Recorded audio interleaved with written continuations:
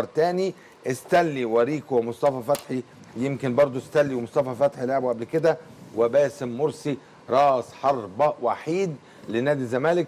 رجع يمكن كابتن 2 محاور ارتكاز بيلعب بيهم النهارده مستر جوفان فييرا. بانوا دياروة واسلام محارب 2 امام حمص ومانجا. حسام باولو واحمد رؤوف 2 رؤوس حربة.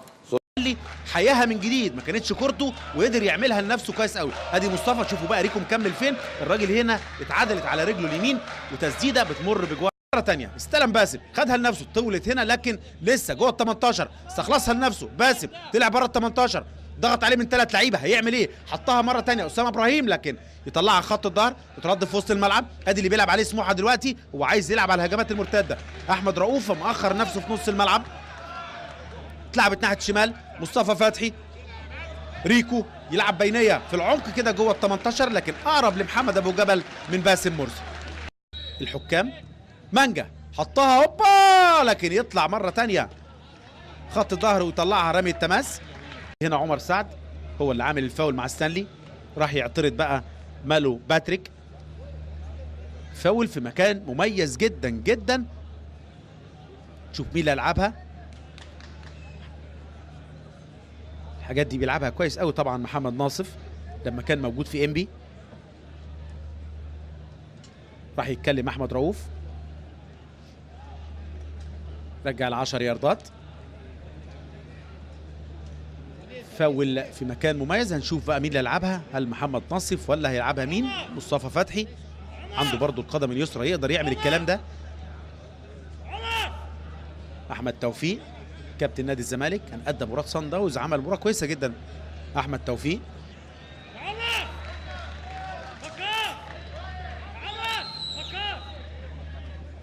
شفنا مباراه المقاصه والاسماعيلي وهدف في الدقائق الاخيره. هنشوف هيعمل ايه مصطفى فتحي في الدقيقه 26. سامعين صوت فييرا بيتكلم مع رجب بكار، بيقول له يعني ان لازم يضم جنب الحيطه شويه لجوه. صوته سامعينه هنا هو بيتكلم في الملعب في المنطقه الفنيه. مصطفى فتحي حطها هوبا، لكن يطلع مره ثانيه ابو جبل، حطها في زاويه الحارس. محمد ناصف وريكو عايز يموه، تولد تطلع رمي التماس لمصلحه نادي الزمالك. موجود هنا باسم مرسي وموجود هنا حسام باولو، 2 هدافين مميزين. مره ثانيه على القائم الاول يطلع باتريك مالو، تترد في وسط الملعب. دونجا بيفتح الملعب ناحيه اليمين لاسامه ابراهيم اللي بيروحوا يضغطوا عليه من بدري دلوقتي عشان ما يوصلش يقدر يعمل الهجمات المرتده او يعمل العرضيات الخطيره اللي بيعملها اسامه ابراهيم ناحيه اليمين. في نص الملعب السيد فريد، مانجا هيطلع الكره لان خد خبطه كده السيد فريد. ده ايه ده؟ عايز اخف من كده. شوفوا بقى مين اللي انطلق هنا في غفله من لعيبه وسط ملعب. الراجل طلع والمدافعين لسه رايحين معاه، لو اخف من كده كان هيبقى اول هدف في اللقاء في الدقيقه 34. فرصه خطيره جدا جدا سهلها ابو جبل، لكن هو حطها جامده. القدم اليسرى بتلف كده في المرمى، هنشوف هيعملها ازاي. عمر سعد حطها حلوه لكن تعدي واول مره كده تعدي من جنش. كل العرضيات كان بيطلع يلعبها بقبضه ايده، اتحرك كده كويس جدا. كانت رايحه ناحيه باسم مرسي. مره ثانيه بانو دياورا يضغط ريكو، اتحطت ناحيه شمال. مصطفى فتحي عنده مساحه خارج حدود 18، العرضيه من الناحيه الثانيه مين مكمل لكن تعدي بره ال 18. احمد توفيق حادف نفسه بعيد جدا خارج حدود 18. احمد توفيق حلوه العرضيه مش وحشه اتعملت، لكن كان لوحده باسم مرسي جوه الاسماعيلي. عمر سعد على القائم البعيد، حسام باولو حطها جوه ال 18 لكن تترد، كان واقف في موقف تسلل. رافع رايته اكيد تحسين ابو السادات. ستانلي وباسم مرسي. سموحه محمد ابو جبل لحراسه المرمى، باتريك مالو السيد فريد، رجب بكار ناحيه اليمين، عمر سعد ناحيه الشمال. في وسط الملعب اسلام محارب، احمد نبيل مانجا، احمد حمص، بانو دياورا، حسام باولو، احمد رؤوف. شوط اول وباسم 50 هدف. مره ثانيه اماميه، اتحرك كويس اسامه، خدها يا ولد على الاستلام. حلوه العرضيه. توفيق مكمل معاه حسني فتحي، عنده سرعات كويسه جدا برضه حسني فتحي. باسم عدى كمل، باسم ممكن يلعب العرضيه لكن هيدي انذار. ابراهيم نور الدين هو خلاص ركز ان عايز يقع باسم مرسي. شوف هيدي انذار ولا ايه. واخد خبطه جامده جدا في وشه باسم مرسي. لاعب منتخبنا المصري بياخد انذار في الدقيقه 62. اسامه ابراهيم الراجل كان خد انذار في الدقيقه 51. ممكن بقى مؤمن سليمان يقول لك الراجل كان عنده انذار فممكن اخرجه ولاعب حسني فتحي عشان ممكن في اي لحظه اسامه ابراهيم ياخد انذار تاني ولا حاجه. ادي بتعاد مره تانيه الكوره. انذارين لنادي الزمالك. هيخرج باسم مرسي. احمد جعفر وهيخرج باسم مرسي مهاجم بمهاجم. يعني اعتقدنا كده انه ممكن يفكر في الثلاث نقاط فيقول لك العب بقى بفرودين ولا حاجه.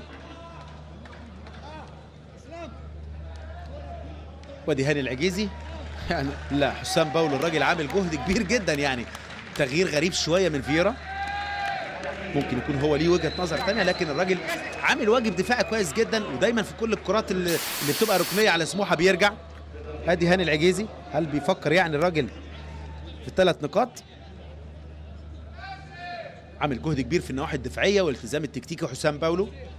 النهارده في النواحي الهجوميه مش موجود لان بيأدي طريقه دفاعيه فريق سموحه. ادي فاول على هاني العجيزي.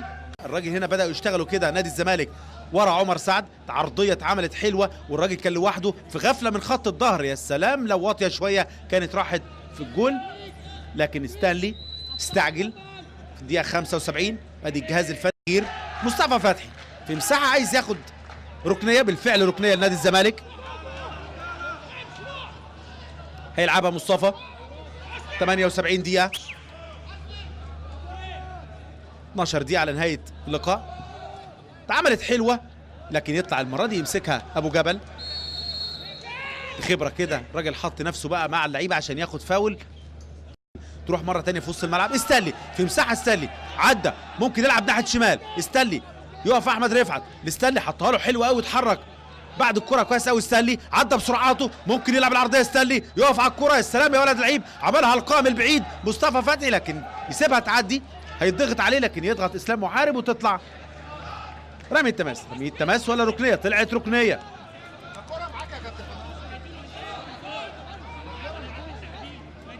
مصطفى فتحي يلعبها بره ال 18 على الارض. دونجا حطها سهله جدا للحارس محمد ابو جبل. 4-5 لعيبه من نادي الزمالك. احمد رفعت عملها على القائم الاول قصيره قوي يطلعها خط الظهر. تروح مره ثانيه لمصطفى فتحي. مصطفى هيعمل ايه؟ اتمسك الراجل عدى ممكن يسدد. هيعملها بينيه حلوه فيها خطوره لسه.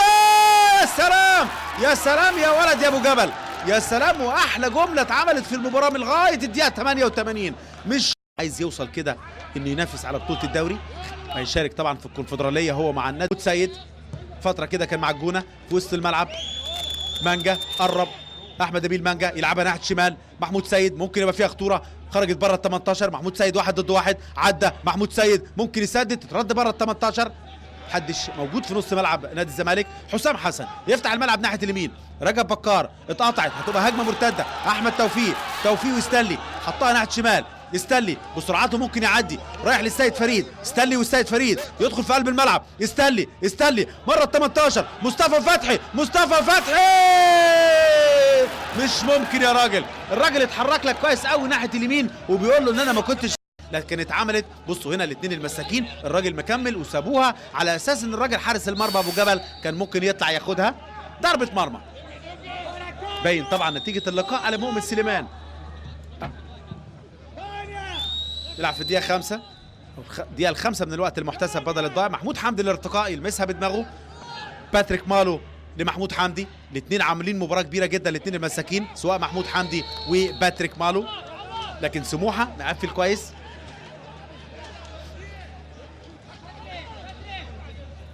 فاول لمصلحه سموحه. ادي حسام حسن لاعب الداخليه السابق كان هو وحسام باولو اثنين موجودين مع سموحه دلوقتي كانوا موجودين فتره من الفترات مع نادي الداخليه. فاول في مكان كويس جدا بعد خلاص ما دخلنا بقى في الدقيقه السادسه 6 دقايق. ممكن بعد الكره دي ابراهيم نور الدين يطلق صافره نهايه اللقاء لكن هنشوف ايه اللي هيحصل. عمر سعد وقفه الراجل كده وهو واقف بيفكر هل هيلعبها في الجول ولا هيلعبها جوه ال6 يارد. هنشوف هيعمل ايه. عمر سعد حطها في القائم الاول لكن سهله جدا لمحمود جنش. لكن بالفعل ابراهيم نور الدين بيطلق صافره نهايه المباراه. الزمالك وسموحه في ختام الاسبوع السادس تعادل سلبي.